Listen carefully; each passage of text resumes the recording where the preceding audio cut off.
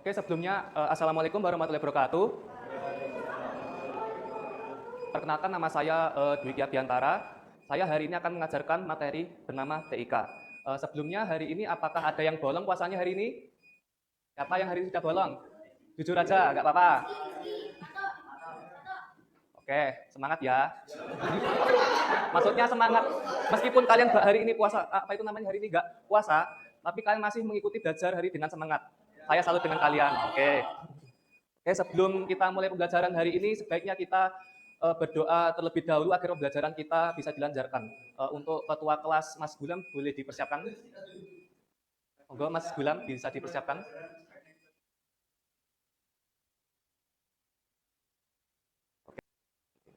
Oke, sekarang kita memasuki bab 3, yaitu teknologi informasi dan juga komunikasi.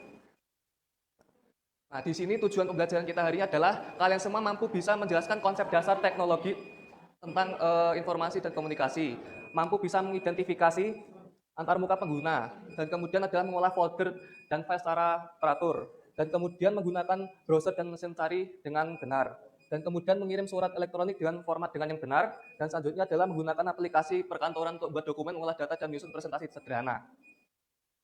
Selanjutnya, sebelum kita lanjut, apakah ada yang tahu TIK itu apa? Siapa yang tahu TIK? Bisa menjelaskan? Nggak tahu. Padahal yang benda yang kalian pegang itu juga termasuk TIK loh.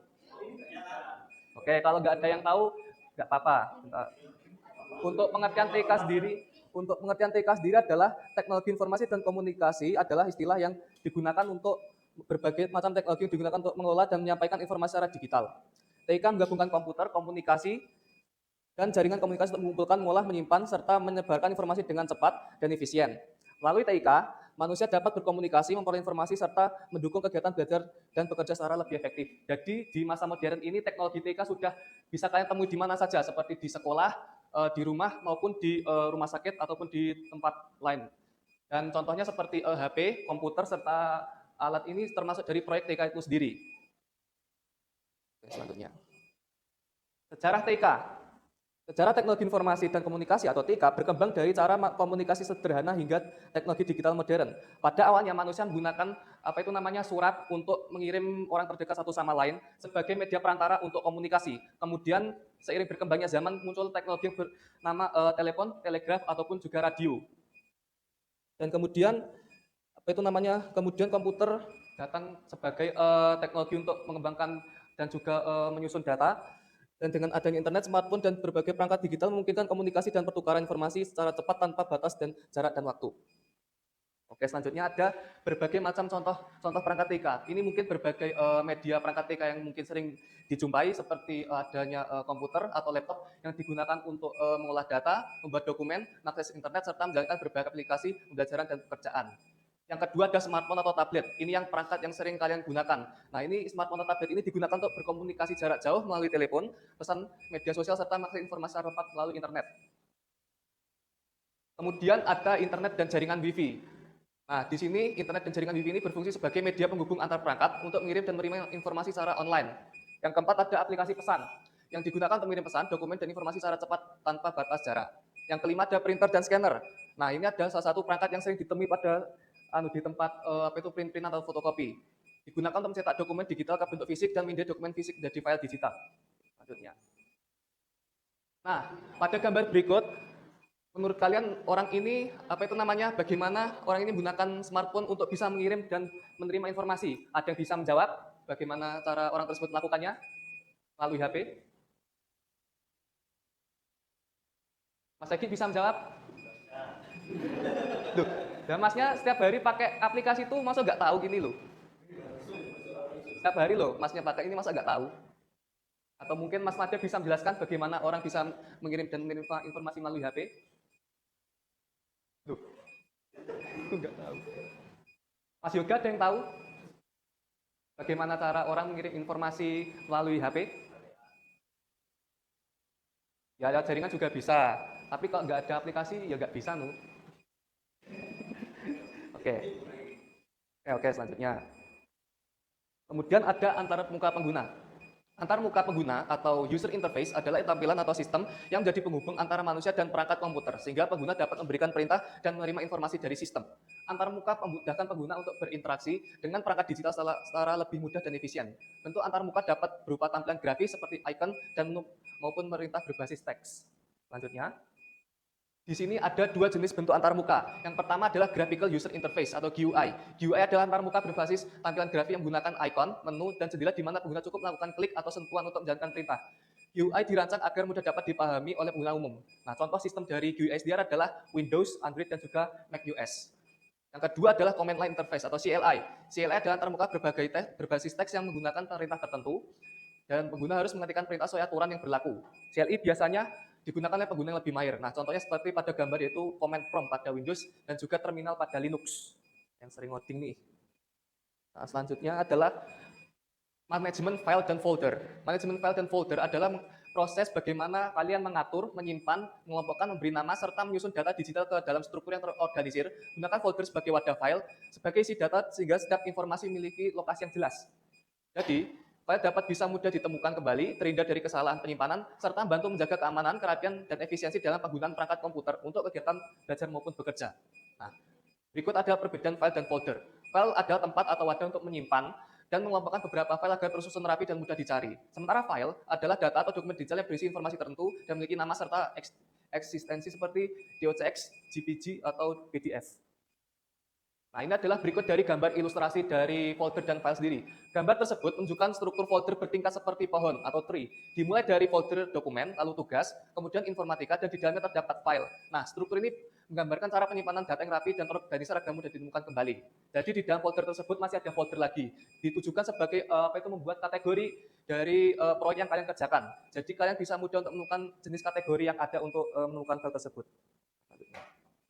Nah, selanjutnya ada mesin pencari atau search engine, di mana search engine sendiri adalah layanan di internet yang digunakan untuk menemukan berbagai macam informasi berdasarkan kata kunci yang kalian ketik. Mesin cari bekerja dengan menelusuri data mengindeks berbagai macam halaman web sehingga dapat menampilkan hasil yang relevan dan cepat. Nah, sekarang Bapak mau bertanya nih, siapa di sini sering menggunakan search engine, apapun itu alatnya? Siapa yang sering?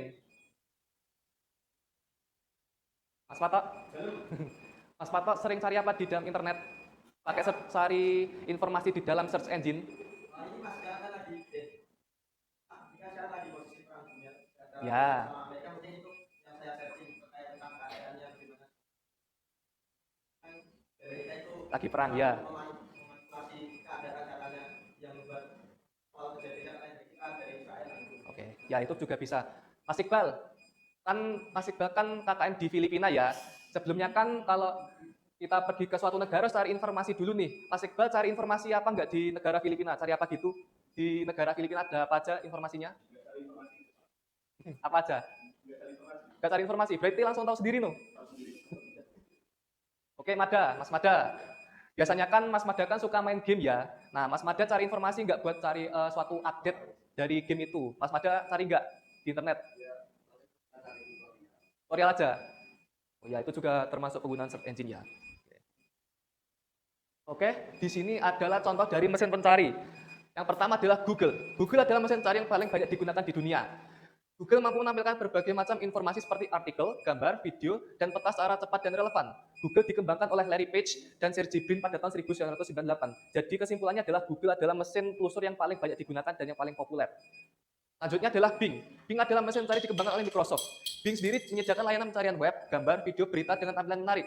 Bing diluncurkan oleh Microsoft pada tahun 2000 sebagai pengganti aplikasi bernama Live Search. Dan yang ketiga adalah Yahoo. Yahoo adalah salah satu mesin pencari yang populer pada awal masa era internet. Selain sebagai mesin pencari, Yahoo juga menyediakan layanan email, berita, dan juga portal informasi. Yahoo didirikan oleh Jerry Yang dan David Filo pada tahun 1994 dan menjadi salah satu website yang paling populer pada masa awal internet. Jadi pada tahun 1990-an itu, sebelum adanya Google itu Yahoo sudah eksis duluan. Oke, sekarang diskusi. Buat 2-3 kelompok dan diskusikan pertanyaan berikut. Nah, sekarang kalian tinggal buat kelompok sebangku masing-masing dan buat kelompok 2-3 orang. Dan tinggal menjelaskan mengapa mesin mencari sangat penting, bagaimana menemukan informasi benar dan terpercaya, dan apa manfaat mesin mencari pada saat di belajar siswa. Oke. Mas Mada, gimana?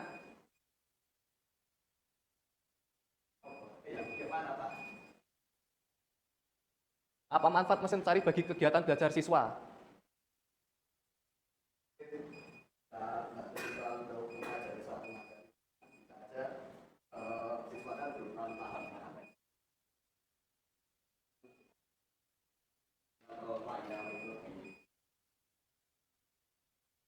Oke, ada yang lain? Oke, kalau nggak ada kita lanjut saja. Sekarang kita masuk ke surat elektronik atau email. Email atau surat elektronik adalah sarana komunikasi digital yang digunakan untuk mengirim dan menerima pesan melalui jaringan internet. Email memungkinkan pengguna mengirim pesan, dokumen, atau informasi pada orang lain dengan cepat tanpa terbatas jarak dan waktu. Untuk contoh lainannya ada seperti Gmail dari Google, Yahoo Mail dari Yahoo, dan juga Outlook dari Microsoft. Nah, di sini ada berbagai struktur dari email itu sendiri. Yang pertama adalah to. To adalah untuk menuliskan bagian alamat email dan penerima utama pesan. Yang kedua adalah CC atau carbon copy, di mana digunakan untuk mengirim salinan pesan pada penerima lain yang perlu mengetahui si email. Yang ketiga adalah BCC atau blank carbon copy, yang digunakan untuk mengirim salinan kepada penerima lain tanpa diketahui oleh penerima lainnya. Yang keempat adalah subject, bagian yang berisi judul atau topik dari pesan email agar penerima mengetahui isi pesan secara singkat. Yang kelima ada body. Body adalah bagian utama berisi pesan atau informasi yang ingin disampaikan pada penerima. Yang keenam ada attachment, yang dimana untuk menampilkan file seperti dokumen, gambar, atau date isinya dalam email. Ya. Nah, di sini ada etika dalam untuk mengirim pesan email. Jadi dalam mengirim pesan kita harus memperhatikan etika agar komunikasi jadi lebih sopan dan jelas. Yang perlu diperhatikan adalah penggunaan bahasa yang tepat dan sopan, tulis subjek email dengan tulisan jelas, periksa kembali si pesan sebelum mengirim, hindari penggunaan huruf kapital berlebihan, dan pastikan file lampiran sesuai dengan isi pesan. Dan ini adalah aplikasi perkantoran atau Office. Kalian mungkin sudah mengenal perangkat lunak ini. Jadi perangkat lunak ini adalah digunakan membantu pekerjaan pengolahan dokumen, data, dan presentasi secara digital. Aplikasi ini memudahkan pengguna dalam buat mengetik, menyimpan, dan menyajikan informasi sehingga pekerjaan dapat dilakukan dengan lebih cepat, rapi, dan efisien. Contoh aplikasi perkantoran kalian seperti adalah pengolah data, lembar sebar, dan aplikasi presentasi. Ini adalah jenis-jenis dari aplikasi Office itu sendiri. Yang pertama ada pengolah kata atau word processor, di mana digunakan untuk membuat, mengedit, dan mengatur dokumen teks seperti surat, laporan, atau tugas. Contohnya seperti Microsoft Word, digunakan untuk membuat seperti dokumen, artikel, dan juga tugas. Yang kemudian ada Google Docs. Yang kedua adalah lembar sebar atau spreadsheet, yang digunakan untuk mengolah data angka, membuat tabel, perhitungan, serta grafik. Contoh seperti Microsoft Excel ataupun Google Sheets. Kemudian ada aplikasi presentasi, di mana digunakan membuat slide presentasi yang berisi teks, gambar, dan animasi untuk menjelaskan suatu materi. Contohnya seperti Microsoft PowerPoint dan Google Slide. Nah, cara penggunaan email perkantoran. Yang satu adalah membuka aplikasi, klik aplikasi perkantoran seperti Microsoft Word, Excel, atau PowerPoint pada komputer. Yang kedua adalah membuat dokumen baru, di mana pilih menu, new, atau dokumen baru untuk membuat file. Mengetik atau mengolah kata, seperti masukkan teks, angka, atau informasi sesuai kebutuhan. Yang keempat ada mengatur tampilan dokumen, seperti penggunaan fitur seperti font, ukuran huruf, tabel, gambar ke dokumen lebih rapi. Yang kelima ada menyimpan dokumen, tinggal mengklik save atau save as, atau pilih lokasi penyimpanan file. Jika ingin melihat video tutorial lebih lanjut, mungkin bisa lebih video ini. Oke, sekarang kita sudah sampai di penghujung pembelajaran. Apa aja yang kalian dapat hari ini? Ada yang bisa menjelaskan? Apa aja yang kita dapat dari materi teknologi informasi dan komunikasi?